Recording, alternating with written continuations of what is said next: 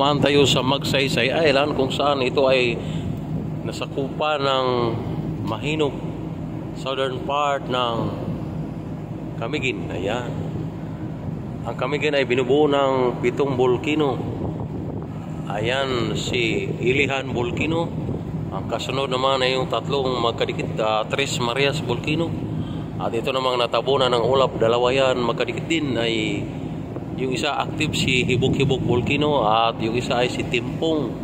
Ang pangalan ng isa doon sa bandang dulo nalimutan ko kasi sinabi ni Tatang, nalimutan din niya.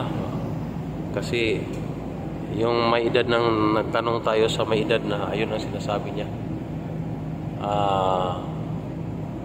Marami palang bulkan dito sa Camiguin. Ang Camiguin ay binubuo ng 7 bulkan.